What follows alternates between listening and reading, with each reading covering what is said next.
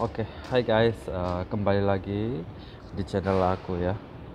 Aku nggak mau kasih nama apapun tentang channel ini. Aku cuma pengen sharing aja ya, karena ini kalau misalkan ada isu-isu terkait beberapa kebijakan pemerintah atau apa yang ada di Indonesia ini, aku juga pengen sharing pengalaman aku dan eh, dari sudut pandang aku sebagai orang yang sudah mengalami perpindahan tempat tinggal ya, karena aku nomaden ya selama 10 sampai 15 tahun terakhir ini. Jadi sempat kuliah juga, dapat beasiswa di luar negeri dan sebagainya gitu. Nah, kemarin akhir-akhir beberapa hari ini ya, 1-2 minggu ini ada ribut-ribut tentang apa di Indonesia. Ya betul ya, tentang gas itu ya. Kenapa ini gas LPG ini sampai sempat membuat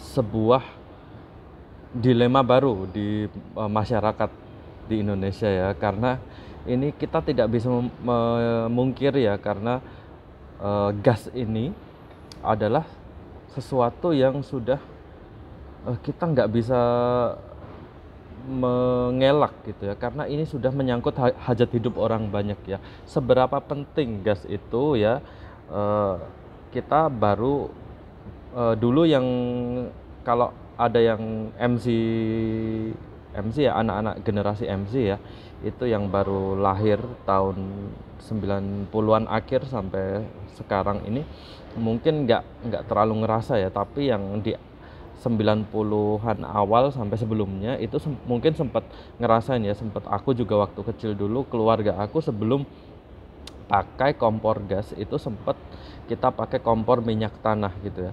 Dan kalau nggak salah itu waktu apa namanya, kebijakannya Presiden SBY atau gimana ya, itu kan ganti ya dari kompor minyak tanah ke kompor gas gitu ya, dengan alasan lebih efisien atau apa gitu ya. Dan akhir-akhir ini juga Anda tahu sendiri ya, beberapa tahun terakhir ini perang Rusia sama Ukraina itu sampai apa, Rusia yang mensuplai gas ya ke seluruh negara-negara di Eropa itu sampai ngerem ya, stop ya ekspor gasnya ke negara-negara Eropa. Akhirnya apa, negara-negara Eropa kedinginan gitu ya.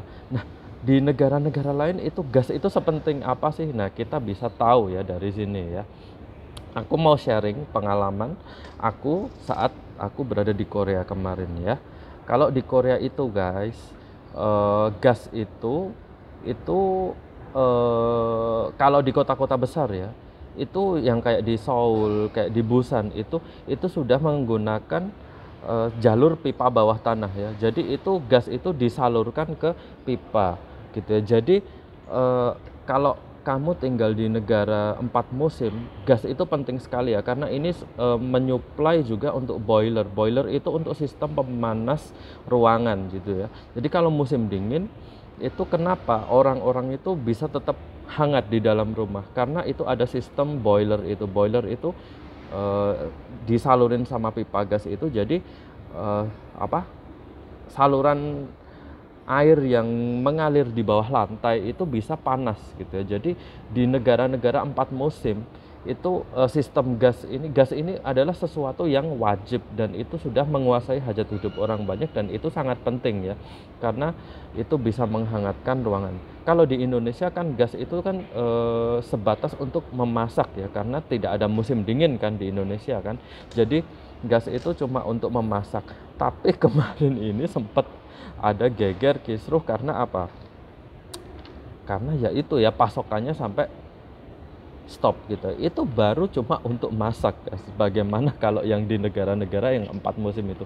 Ini kan bulan Februari ya, Januari, Februari, Desember, Januari, Februari. Itu kalau belahan bumi utara itu kan musim dingin ya, tentunya di sana kalau sampai nggak ada gas gitu ya, itu mereka harus lebih dingin, mereka harus nyalakan pemanas heater yang pakai listrik, itu pasti lebih banyak, lebih boros gitu ya, karena listrik yang untuk memanaskan ruangan itu nggak murah ya, karena itu nyedot apa, energi listrik yang lebih tinggi, jadi lebih panas. Tapi kalau pakai gas pakai boiler, itu lebih efisien lah ya. Jadi untuk menghangatkan ruangan itu lebih efisien gitu. Nah, gas itu saking menjadi kebutuhan yang sudah wajib ya, itu sampai kalau di Korea itu kita kalau teman-teman yang tinggal di Korea pun sekarang jadi TKI pun ya, atau sedang kuliah di sana, pasti ada tagihan, nggak nggak cuma listrik sama air ya kayak di Indonesia, tapi juga ada tagihan gas. Nah, ini kebanyakan mahal itu kalau di musim dingin. Jadi kita bayar tagihan listrik, tagihan air, tapi juga ada tagihan gas ini ya. Jadi lebih mahal ya guys ya biaya hidup di negara 4 musim itu. Karena apa? Karena kita harus bayar tagihan gas ini. Untuk membantu pemahaman teman-teman, nih aku sempat searching ya, ini ada ini ya ini websitenya, ini ada salah satu berita apa ini. Nah, ini kurang lebih seperti ini ya denahnya ya guys ya. Jadi kalau di rumah-rumah di Korea itu kayak gini. Ini ada meteran gas ya. Jadi kurang lebih pipa dari pusatnya itu disalurkan ke rumah-rumah kan ya. Tapi kan pemakaian gasnya itu banyaknya berapa? Itu kan harus ada pengukur kan ya, ada meterannya. Nah, ini kalau di Korea ini ada meteran untuk mengukur setiap rumah-rumah yang ingin yang memakai jumlah gasnya itu kan.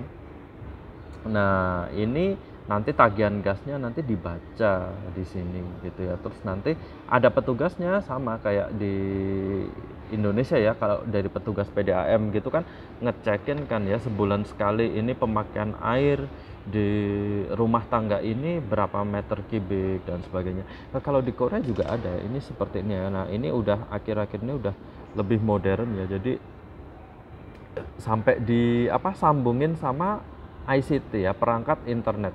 Jadi petugasnya nggak perlu ngecek sampai ke rumah-rumah, cuma ini tersambung ke alat-alat yang bisa mengirimkan database-nya itu ya, database penggunaan meteran gasnya itu ya. Setiap misalkan rumahnya si A ini, Mr. Kim misalkan, ini pada bulan Desember 2024 ini sekian gitu ya. Nah, nanti akan bisa dideteksi gitu ya. Jadi mengurangi biaya orang yang keliling juga kan ya. Nah, singkat cerita kayak gitu ya. Nah, singkat cerita, si gas ini karena bahaya ya, jadi itu harus ada pengecekan secara berkala ya. Ini Anjon Somgom Jugi ini ya. Ini ada berita mengenai Anjon Somgom Jugi gitu ya. Jadi dulu itu sempat ada berita-berita bahwasannya rumah itu sampai meledak gitu ya di Korea, karena orangnya mungkin lupa untuk ngunci pipa gasnya itu ya. Kan kalau orang masak itu kan kadang kan disambi nonton YouTube atau disambi teleponan atau apa sampai lupa. Nah, itu sampai kelupaan ngunci pipa gasnya itu, jadi sampai bisa gasnya itu keluar dan rumah itu kebakaran, meledak dan sebagainya. Nah, ini kan perlu dicek gitu ya. Nah, tapi petugasnya itu biasanya dulu mungkin setahun sekali atau 2 tahun sekali gitu ya, karena hampir jarang terjadi kecelakaan kebakaran di sana gitu ya. Untuk kebocoran pipa gas atau apa itu dipermudah ya,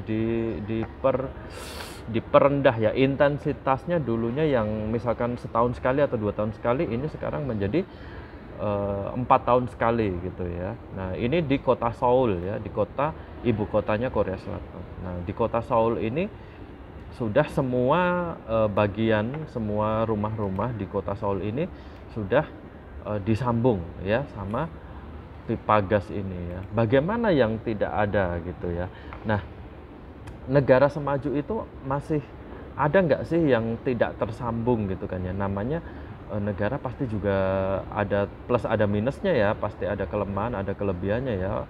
Karena ada Korea yang semenanjung, ada Korea yang pulau-pulau gitu ya. Nah, yang pulau-pulau terluar itu kalaupun membangun jaringan pipa gas itu kan akan tidak efisien, pasti akan lebih mahal biayanya juga ya. Nah, kalau yang di desa-desa di luar pusat kota Seoul itu kayak gimana gitu ya. Ini kayak gini ya.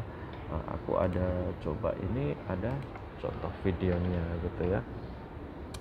시골 마을도 도시 가스 쓴다 gitu ya. Jadi ini tadi judulnya.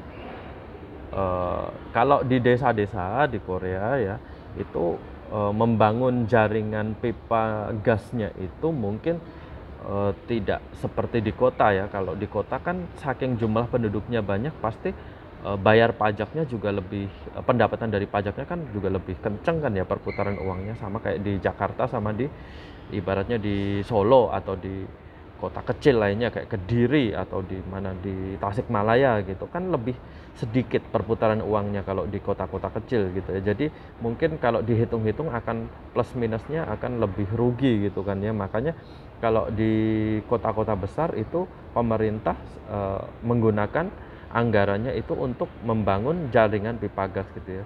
Jadi lebih nyaman ya, nggak perlu beli tabung gas, nggak perlu antri ngisi dan sebagainya, ganti tabung gas, karena sudah disalurkan ke pipa-pipa di rumah-rumah gitu ya.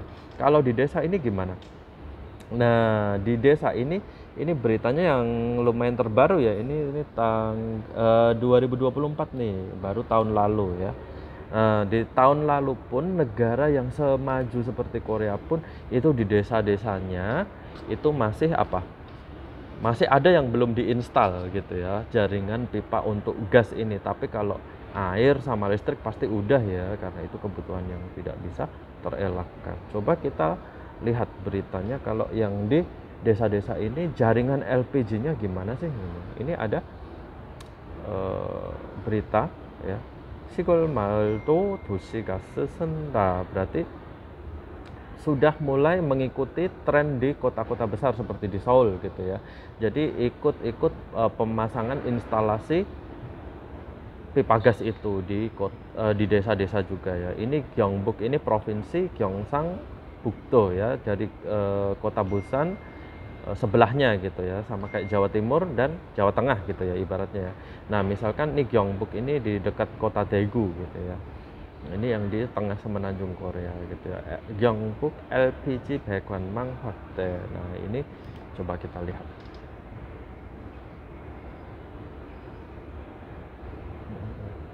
Bahasanya Korea aja kan ya ini ya beritanya ya. Jadi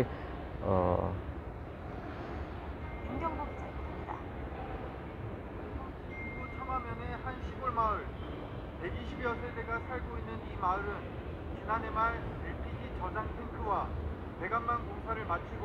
Nah, ini tabung LPG-nya kayak gini ya kalau di desa ya. Kalau di kota mungkin juga hampir sama ya. Jadi ada satu tabung LPG yang gede banget kayak gini kalau di Korea ya sistemnya ya.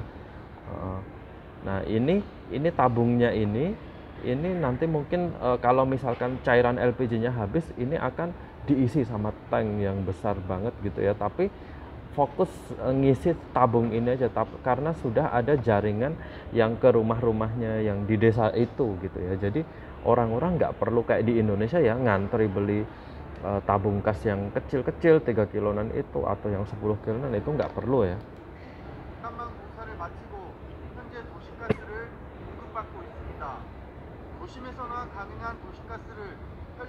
120 rumah kepala keluarga gitu ya. Tabung segini ini untuk 120 rumah kepala keluarga. Bisa dibayangkan kalau di kota Seoul itu ada berapa juta penghuninya, tabungnya segede apa, bisa dibayangkan ya. Ini pendapat mengenai, nah ini ya. Nah, dulu ya, ini ada tabung-tabung yang kayak gini. Ini di Indonesia juga ada ya guys ya. Ini yang tabung-tabung seperti ini, yang 20 kilonan, 12,5 kilonan gini ya. Ini ada ya. Nah, dulu 2011 kalau nggak salah ya, aku waktu itu saat itu pernah tinggal, tapi bukan di kota Seoul ya. Itu kalau nggak salah nama kotanya Yangju ya. Seingat aku Yangju itu sekitar berapa ya, 2 jam ya dari Seoul ya. Itu kalau kurang lebih kayak Jakarta sama Cikarang gitulah ya. Nah, Jakarta ke Cikarang kan lumayan jauh kan ya. Itu aja tahun 2011 aja itu penduduknya masih tidak terlalu padat, jadi mau membangun jaringan pipa gas di bawah tanah ya. Itu juga agak sulit gitu ya. Jadi di Korea itu pipa air, pipa gas itu ada di bawah tanah gitu ya. Tapi kalau kabel listrik itu sama kayak di Indonesia ya, jadi masih di atas gitu ya, ada tiang-tiangnya. Jadi kalau di Korea itu misalkan ada jalan dilubangin, itu bahaya nanti kalau bisa nggak izin sama pemerintah setempat, itu misalkan di situ ada salah ngegali, itu ada jaringan pipa gas gitu ya, itu bisa meledak, itu bisa menimbulkan api gitu ya. Pernah aku lihat itu di jalan itu keluar apinya, itu karena apa? Karena itu salah gitu ya, pipa gasnya bocor dan itu mengeluarin api gitu ya di jalan. Jadi sangat berhati-hati sekali ya kalau ada negara sudah membuat sebuah desain perkotaan yang di bawah tanahnya itu ada jaringan pipa gas juga. Nah, di 2011 itu di kota Yangju itu ya, aku sempat tinggal di situ. Saat itu aku kerja ya, jadi TKI sebelum dapat beasiswa itu sempat kerja jadi TKI di sana.